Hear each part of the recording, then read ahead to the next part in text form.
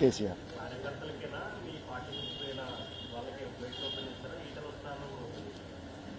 Brother Etela వస్తా అంటే open చేస్తారా చేయా అనేది నా పరిధిలో లేని అంశం. అది మా నాయకుడు కేసీఆర్ గారు, కేటీఆర్ గారు, హరీష్ రావు గారు డిసిషన్ తీసుకోవాల్సిన అంశం. నా చేత లేదు. ఒకటి. రెండోది, గేట్స్ ఓపెన్ అండ్ నా పరిధిలో ఏం వర్క్ ఉందంటే, నా పరిధి స్థాయి ఏంటంటే, సినా నన్ను అడిగిన క్వశ్చన్ మంచిగా ఉంది. నా పరిధి స్థాయి ఏంది? నా నియోజకవర్గం, నా పరిధి. నేను ఒక శాసనసభ్యుని. పాపం మా టీఆర్ఎస్ పార్టీ జెండా కేసీఆర్ గారి మీద ప్రేమ ఆ టీఆర్ఎస్ కార్యకర్తలకు పోయిన వాళ్ళకు ఉన్నది. అప్పుడు ఈటల రాజేందర్ గారు వాళ్ళని మోసం చేసి మబ్బబెట్టి అప్పుడు బీజేపీలకు తీసుకుపోయారు. పాపం ఇప్పుడు వాళ్ళు గిలగిల కొట్టుకుంటుండి మోసం చేశారు. కాబట్టి వాళ్ళందరికీ కూడా ఒక బాధ్యత కలిగ శాసనసభ్యునిగా, ఒక కేసీఆర్ గారి శిష్యునిగా వాళ్ళందరికీ కూడా నేను స్వాగతం పలుకుతా ఉన్నాను. మళ్ళా రమ్మని చెప్తా ఉన్నాను. ఏ యాంగిల్లో మేము ఒకటేద్దాం? మా టీఆర్ఎస్ కార్యకర్తల వరకు అదే పడుతున్నాం. ఎందుకంటే మా జెండా మోసారు కదా బ్రదర్ 20 ఏళ్ళు. మాకు కూడా ప్రేమ ఉంటుంది కదా మా కార్యకర్తల మీద. రమణన్న, మా 20 ఏళ్ళు మా కేసీఆర్ గారు జెండా మోసినప్పుడు మాకు కూడా ప్రేమ ఉంటుంది కదా వాళ్ళ మీద. రమ్మని చెప్తున్నాం. Nothing wrong.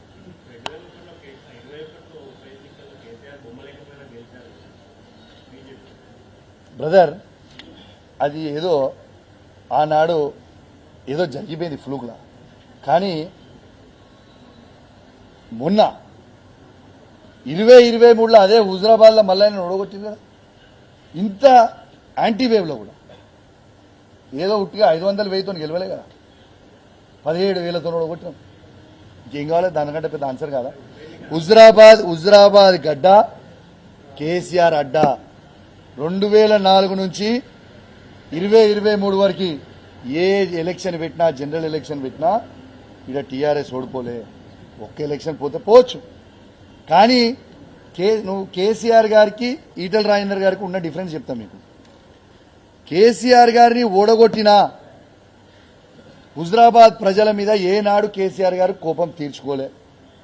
హుజరాబాద్లో ఈయన మోసం చేసిపోయినా మళ్ళా మమ్మల్ని ఎమ్మెల్సీ చేసి తిప్పిండు, అన్ని అభివృద్ధి కార్యక్రమాలు చేసిండు. కానీ ఈయన 2021లో బీజేపీ శాసనసభ్యునిగా గెలిచి కనీసము 2 సంవత్సరాలు అసలు హుజరాబాద్ ముఖం చూడలేదు. మళ్ళా ఓడగొట్టినాక కూడా కనీసం హుజరాబాద్ ముఖం చూడలేదు. మల్కాజ్గిరికి వెళ్ళిపోయింది పోటీ చేసి. కేసీఆర్ గారికి, ఈటల రాజేందర్ గారికి ఉన్న డిఫరెన్స్ అదే. హుజరాబాద్ ప్రజల మీద ఉన్న ప్రేమ.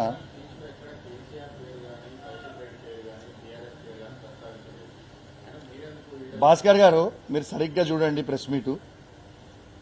ఆ మాట్లాడిన 30 మినిట్స్లో బరాబర్ మా కేసీఆర్ గారిని అన్నాడు, బీసీ భవనాలు ఆయన కట్టిండానే.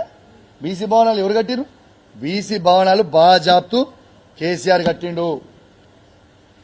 బాజాప్తు ఆయన కట్టినా, నేను కట్టినా, కేసీఆర్ కట్టలే అని చెప్తే ఏందన్నట్టు? మా కార్యకర్తలను ఎట్లా తిడతాడు? మా కార్యకర్తలను ఆయన ప్రెస్ మీట్ పెట్టుకొని మా బీఆర్ఎస్ పార్టీ కార్యకర్తలను ఆయన ఎట్లా తిడతాడు? అమ్ముడు పోయింది ఎవరు?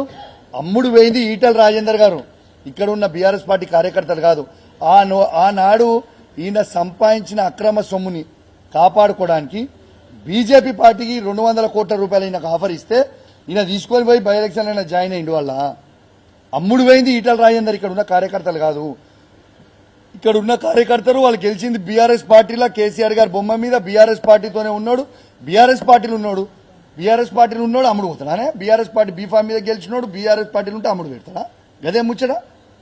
పార్టీ మారి అమ్ముడు పోయింది నువ్వు సంపాదించిన వేలాది కోట్ల రూపాయలని, నీ అక్రమ సొమ్ముని కాపాడుకోవడానికి నువ్వు ఆ రోజు బీజేపీలో షెల్టర్ లెక్క నువ్వు పోయి కాపాడుకున్నావు. కానీ ఇంకోటి కూడా చెప్తున్నా, నాకు సంబంధం లేని సబ్జెక్ట్ కానీ, బట్ ఇంకో కామెంట్ కూడా చేస్తున్నా. ఈటల రాజేందర్ ఉంటే ఎక్కడ ఉంటాడా? శని ఉంటుందా? కాంగ్రెస్ పార్టీ, బీఆర్ఎస్ పార్టీలు ఈడుండి ఈడ మోసం చేసే ప్రయత్నం చేసింది. అసలు బీజేపీ పార్టీలో నేను ఆడైతే నాకు తెలిసిన ఉన్నంత వరకు గ్రూప్స్ అనేది నేనైతే ఎన్నడూ ఇన్లే. ఆడ కూడా స్ప్లిట్ చేసి పడుతుంది. కథం కేల్ కథం దుకాణం బంద్. Thank you very much. Thank you. నాకు తెలియదు బ్రదర్. ఆయన బీజేపీలు ఉండని, కాంగ్రెస్లో పోని, ఇంకెళ్ళకన్నా పోని, ఆయన రాజకీయాల కొలాప్స్. ఏనాడైతే కేసీఆర్ని మోసం చేసినో ఆ రోజు collapse. Thank you very much.